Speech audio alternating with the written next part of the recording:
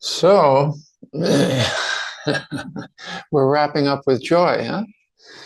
We're doing joy this month. One of the seven factors. One of the seven factors. Sometimes if people don't forget this or are not aware of this. Buddhism. Oh, Buddhism is heavy. Buddhism is all around about suffering. Joy is one of the seven factors of awakening. Joy is not just an add-on. A deeper practice doesn't happen without joy being really present. Yeah, without being really present. Yeah, yeah. So it's not just a nice thing to add to the mix. It's an essential thing to add to the mix. Yeah, yeah. All seven of them are essential. We're going through them all. Yeah. So joy. Whenever these days, there's so many good ideas out there. Buddhism is filled with good ideas. It would be good to experience more joy. We would all agree with that, right? We would all agree with that. It's a good idea, right? It's a good idea. Always, for me, very quickly upon the idea is, well, what would be a baby step in that direction? Otherwise, it's just an idea. There's so much conditioning, there's so much momentum, there's so much energy, there's so much restlessness. Great, joy's a great idea. I want it more in my life. We do, we want it more. Now we could ask, why isn't it there more?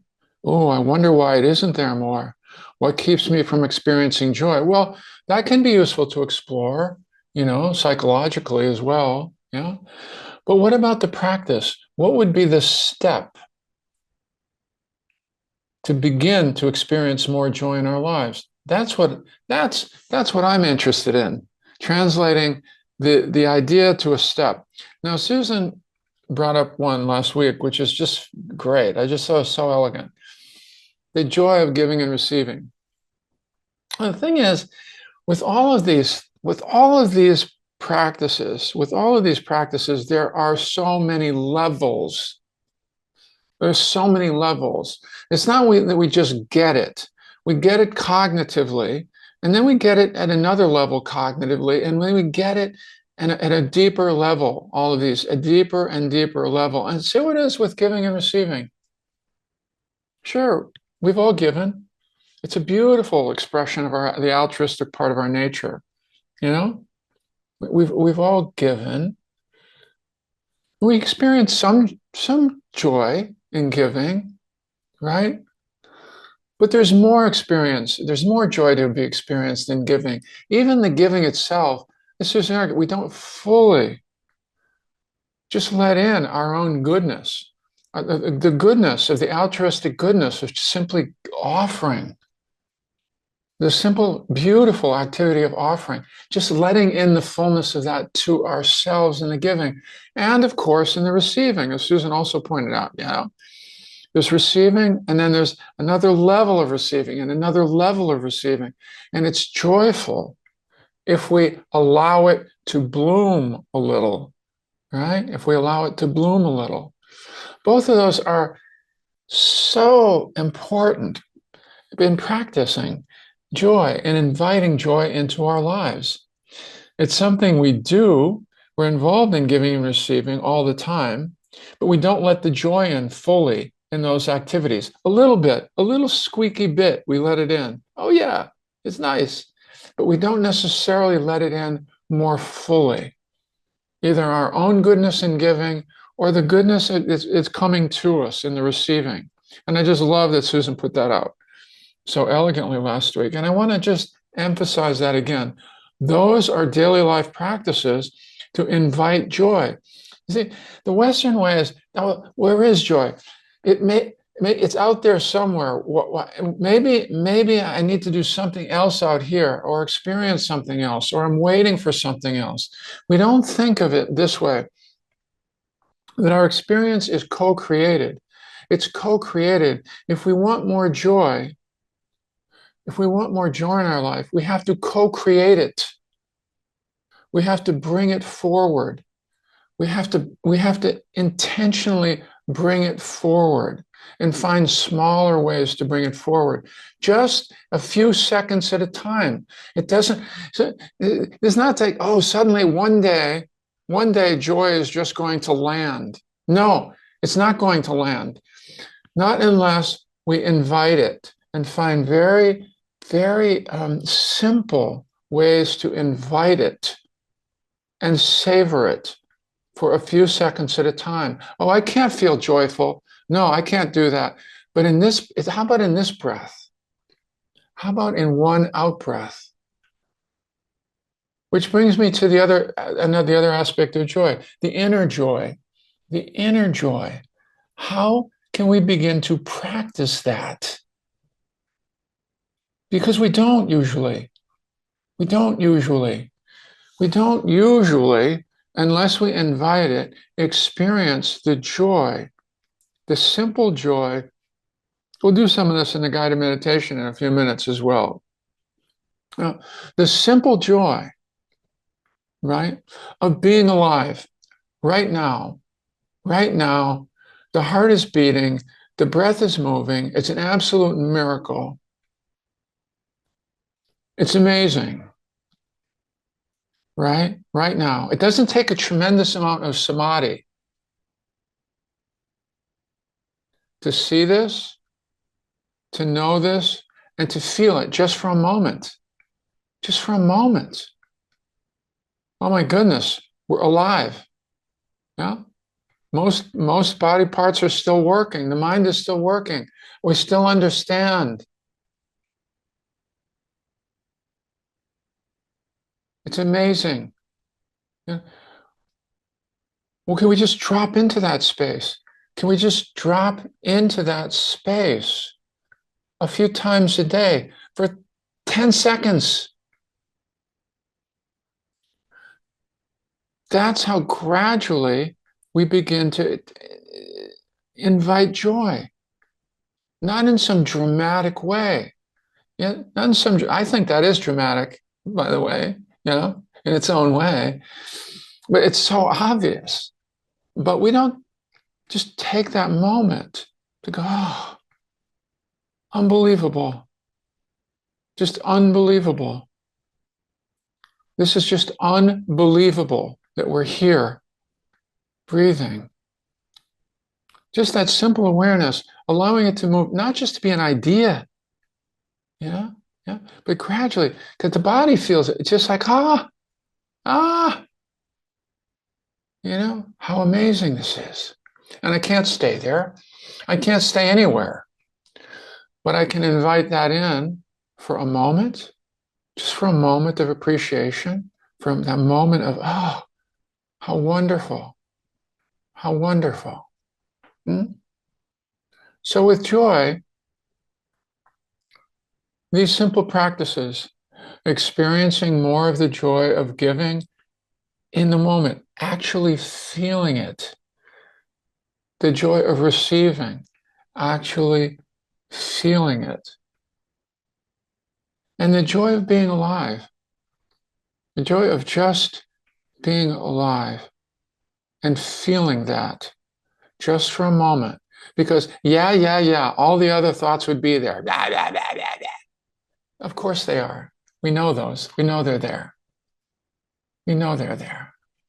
But just for a moment, just clear the underbrush for a moment and go, oh my goodness. Oh my goodness. Well, that's something I do several times a day. And I know that Susan does. And we encourage you to try that as well. A few seconds at a time. Yeah? One breath at a time when you can. Yeah? Yeah? Well, let's keep practicing that, We definitely don't want to leave joy in the rearview mirror here as we move along. We all want more of that. Yeah? In the Buddhist way, it's very simple. If you want more of that, you have to practice more of that. It's bhavana. It's cultivating. It's calling it forth into being. We have the potential to call it forth into being for a moment. We can co-create it for a moment. It's possible for us to do this. Yeah. And then Susan will say, it's for our welfare. It's for our welfare. Okay. Yeah. So please keep finding ways in these smaller moments to invite joy into your lives. Okay. Yeah. Okay. So we'll do some of that in our meditation practice together as well this morning. Okay. Yeah.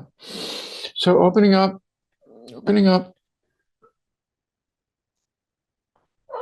Oh, the joy of being able to open up. Mm.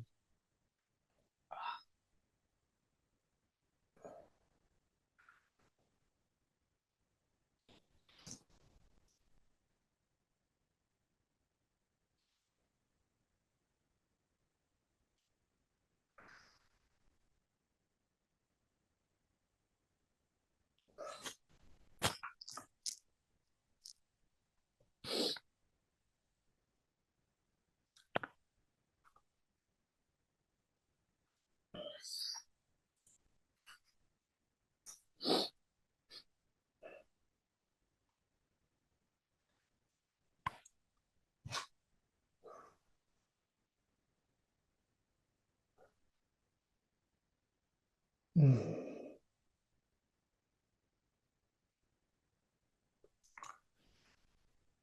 And when you're ready, beginning to slow it down and lightly closing the eyes.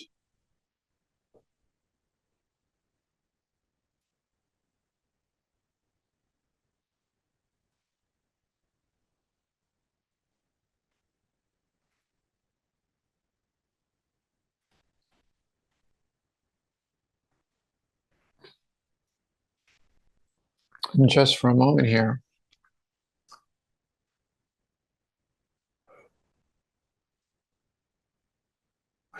noticing that the breath is already moving. It's still moving. And the heart is definitely still beating.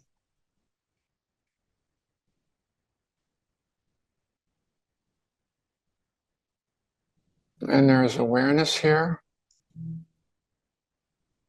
and the ability to understand here, sitting, practicing with the Sangha. Many of you have shown up this morning.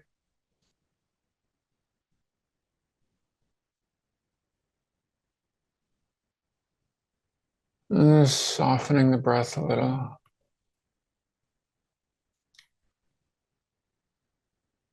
And experiencing the simple truth of that and the simple joy of that.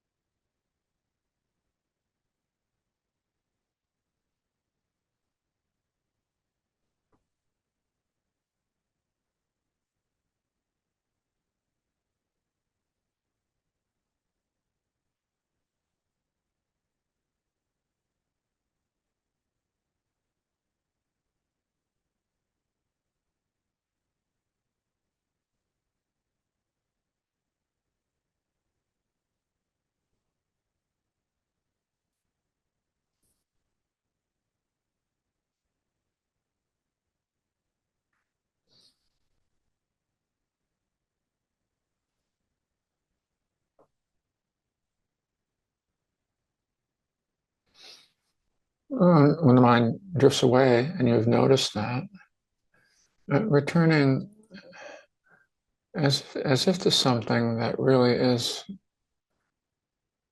quite precious.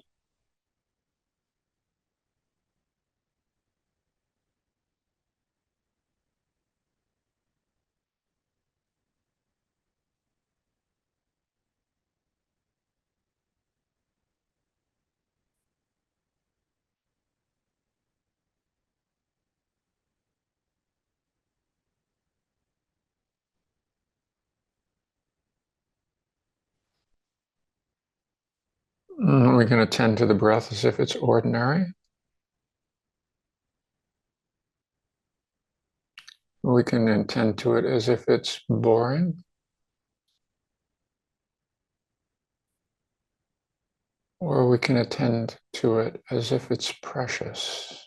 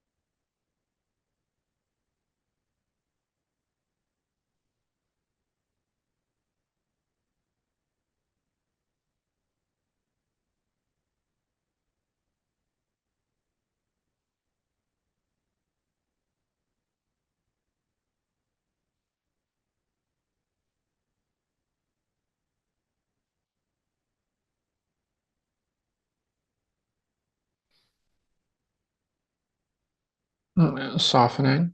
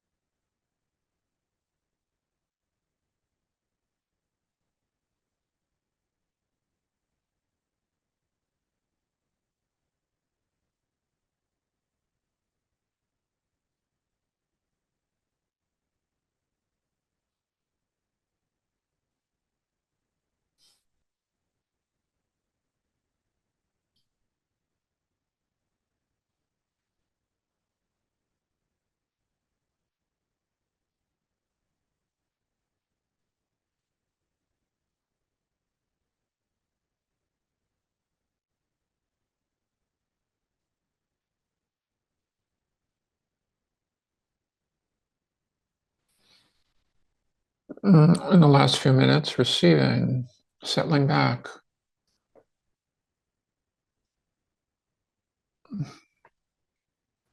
and noticing that the breath again is already moving. Awareness is already here.